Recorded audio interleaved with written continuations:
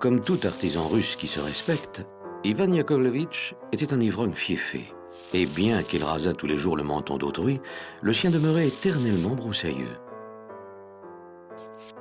Lorsqu'il se confiait aux soins de notre barbier, l'assesseur de collège Kovalyov, qui se faisait appeler Major Kovalyov, ne manquait jamais de lui dire « Ivan Yakovlevitch, tes mains puent ».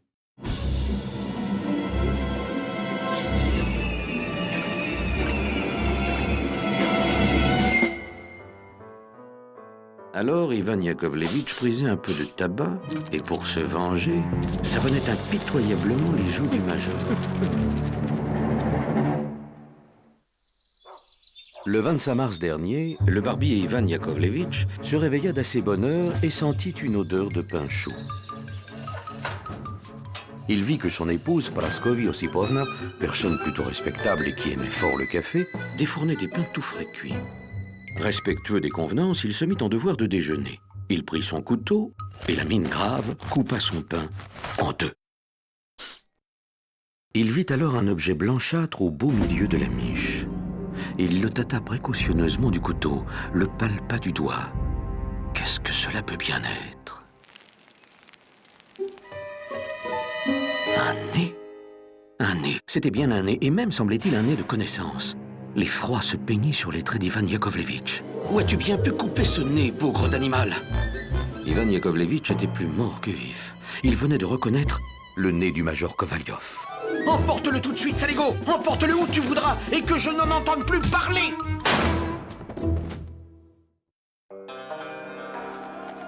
Comment diable est-ce arrivé? Étais-je ivre quand je suis allé raser le major? Je n'en souviens plus. Ivan Yakovlevitch résolut de jeter son encombrant fardeau à la Neva. Après s'être assuré que nul ne l'observait, il se pencha comme pour voir s'il y avait encore beaucoup de poissons et se débarrassa discrètement de l'objet fatal. Aussitôt, il se crut délivré d'un poids de 100 livres et décida d'aller boire un coup. C'est alors qu'il aperçut au bout du pont un exempt de police. Approche, mon bonhomme, et dis-moi ce que tu faisais sur ce pont. Par ma foi, votre seigneurie, je me suis arrêté pour voir comme l'eau coule vite. Ne m'en compte pas. Je suis prêt à raser gratis votre grâce 3 fois par semaine.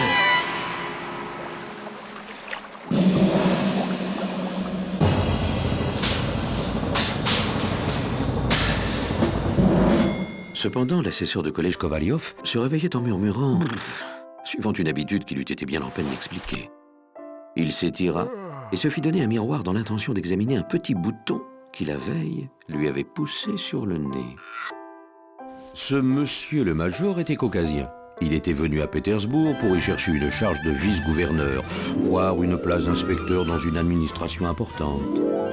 Le major Kovalyov eût volontiers pris femme, à condition que la dot se montât à 200 000 roubles. On peut maintenant se figurer l'état du major quand, à la place d'un nez point trop laid, il ne trouva plus qu'une bête surface lisse. Tout alarmé, il se frotta les yeux, se palpa, se pinça. Le nez avait bel et bien disparu. Le front bas et les mains moites, le major se rendit à la préfecture de police pour lancer un avis de recherche et déposer une plainte. Par un fait exprès, aucun fiacre ne se montrait. Il dut faire le chemin à pied, craignant à tout moment de rencontrer quelques personnages haut placés, ou pis, quelques demoiselles de connaissance. Soudain, il s'arrêta, cloué sur place. Il venait de reconnaître un personnage en uniforme qui descendait d'une voiture. Ce personnage n'était autre que son nez. Le bicorne à plumes qu'il portait laissait inférer qu'il avait rang de conseiller d'État. Il faisait à coup sûr une tournée de visite. Au bout de 2 minutes, le nez réapparut. Comment l'approcher? Songeait Kovalyov lui emboîtant le pas. Tout en lui indique le conseiller d'État. Le nez s'était arrêté devant la vitrine d'une boutique. Kovalyov s'approcha en tout sautant, puis, s'armant de courage, se décida à l'aborder. « Monsieur ?» Le nez se retourna et toisa Kovalyov. « Je suis surpris, monsieur, mais vous devriez, il me semble, mieux connaître votre place. » « Qu'entendez-vous par là? Enfin, monsieur, je suis major, et je ne saurais convenir me promener sans nez. Et puis, je suis reçu dans de nombreuses maisons. Je compte parmi mes connaissances Madame la conseillère Tchektariov, et bien d'autres dames. Vos propos, monsieur, sont obscurs, répliqua le nez. Enfin, monsieur, vous êtes mon nez. Le nez considéra le major avec un léger froncement de sourcils. Vous vous trompez, monsieur. D'étroites relations ne sauraient d'ailleurs exister entre nous. À en juger par les boutons de votre uniforme, nous appartenons à des administrations différentes. Je suis quant à moi de l'Académie des sciences. Adieu, monsieur. À ce moment, le commissaire du quartier s'étira en disant « Quelle bonne petite sieste je viens de faire !» Le commissaire aimait fort à encourager les arts et les métiers, mais il aimait encore davantage les billets de banque. Qu'y a-t-il de meilleur ? Avait-il coutume de dire. Un billet, cela ne prend pas de place, on peut toujours le fourrer dans sa poche, cela ne demande aucun entretien, et si on le laisse tomber, il ne se fait pas mal.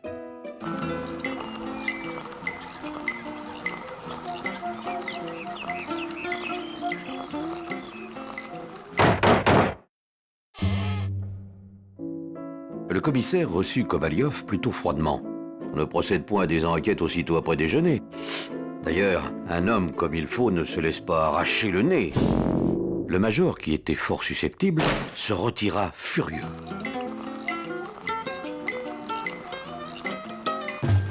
Il lui vint alors l'idée de publier dans la presse une description détaillée de son nez.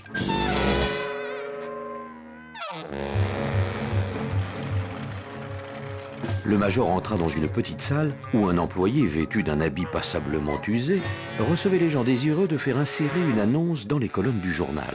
Soit pour céder une maison de campagne avec un emplacement fort commode pour y planter des bouleaux, soit une calèche presque neuve ramenée de Paris en 1814, ou encore un cocher sobre, un jeune cheval fougueux, gris pommelé, âgé de 17 ans, une fille de 19 ans blanchisseuse de son métier mais également apte à d'autres fonctions, des graines de navet et de radis récemment reçues de Londres, un lot de vieilles semelles vendues aux enchères tous les jours de 8h à 3h. Permettez, je suis très pressé, dit le major impatienté.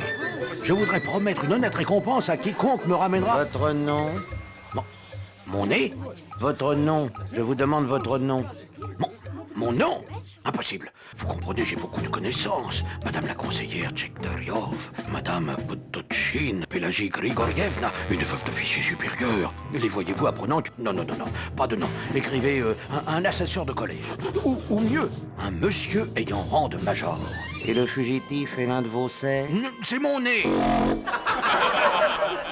Quel nom dites-vous? Mon nez, mon propre nez, après la poudre d'escampette. Monsieur roule carrosse et se fait passer pour conseiller d'État. Est-ce que je vois monsieur est d'humeur gaie? Mais puisque je vous dis que mon nez a réellement disparu... Consultez un médecin. Certains sont, m'a-t-on dit, fort habiles à poser tous les nez qu'on désire. Le major fut contraint à son grand dame de dévoiler son visage pour convaincre l'employé. Le bonhomme surpris et compatissant finit pourtant par dire « Aucun journal n'acceptera de publier pareille annonce. Cela nuirait à sa réputation. On nous reproche déjà d'écrire tant de sornettes. » Mais permettez, ce ne sont pas des sornettes. Néanmoins... je suis désolé de ce qui vous arrive, mais c'est impossible. Puis-je vous offrir une prise? Cela calme les humeurs noires et c'est excellent contre les hémorroïdes. Vous avez le front de plaisanter? Ah, c'est vrai que vous n'avez plus de nez. Kovalyov quitta le bureau d'annonce, plus courroucé que jamais.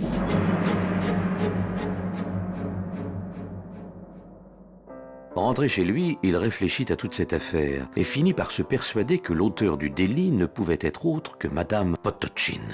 Elle désirait le voir épouser sa fille, qu'il courtisait à l'occasion tout en reculant devant un engagement définitif. Par esprit de vengeance, la Potochin avait conçu de le défigurer et avait employé à cette fin quelques jeteuses de sorts. Il se résolut, avant de porter plainte, à une tentative de conciliation. Très honorée Alexandrine Grigorievna, l'affaire est éclaircie. Vous en êtes la principale instigatrice, nul ne l'ignore plus. Je crois bon de vous prévenir que si mon nez n'a pas repris dès aujourd'hui sa place, je me verrai contraint de me placer sous la protection des lois. Dans cette attente, contre toute attente, j'ai l'honneur d'être, madame, votre dévoué serviteur, Platon Kovalyov. Très honoré Platon Kouzmitch.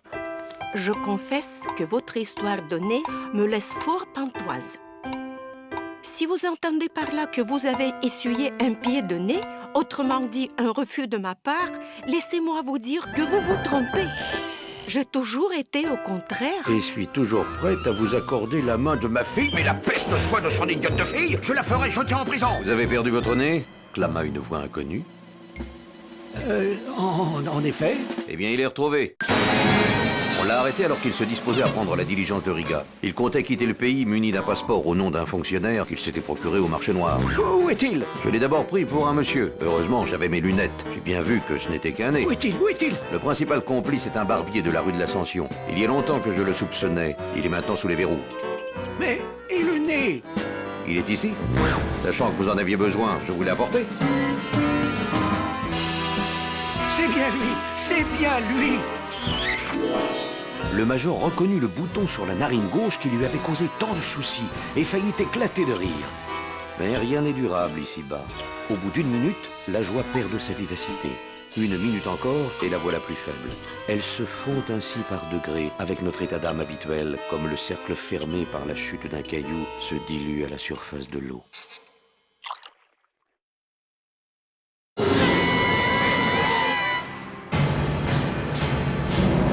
Car si le nez était retrouvé, il fallait encore le remettre en place, sans le poser de travers.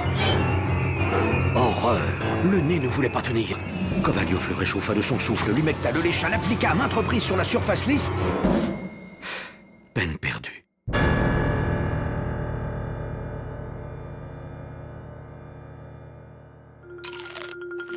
En désespoir de cause, Kovalyov consulta le médecin qui habitait au premier. Cet homme possédait une femme appétissante et des favoris d'ébène. Il mangeait des pommes crues et tous les matins passait 3/4 d'heure à se rincer la bouche et à se frotter les dents avec 5 brosses différentes. L'ayant examiné, l'Esculape dit au major: Je pourrais évidemment remettre votre nez en place, mais vous vous en trouverez plus mal. Restez donc comme vous êtes pour éviter les complications. Quant à votre nez, je vous conseille de le mettre dans un bocal et de le conserver dans un peu de vinaigre tiédi. Vous pourriez alors en tirer une somme assez coquette. Je serai le premier à l'acheter, si vous ne demandez pas trop cher. Vous êtes fou! À votre aise, croyez que j'ai fait tout mon possible pour vous. Conclut le praticien.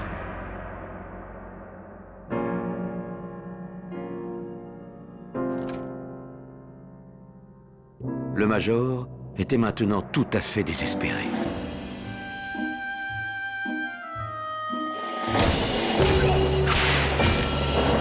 Mais peut-être pas autant que l'infortuné Ivan Yakovlevitch. Toutefois, après une bonne semaine de mauvais traitements, le barbier fut jugé irresponsable et relaxé.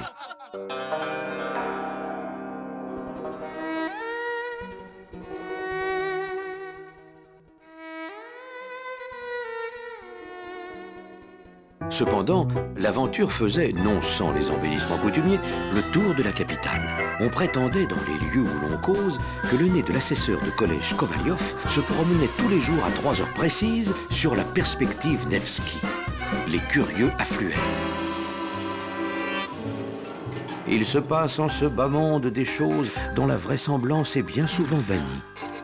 Un matin, le major jeta par hasard un coup d'œil à son miroir et s'aperçut que son nez avait repris sa place habituelle entre ses deux joues. L'événement eut lieu le 7 avril.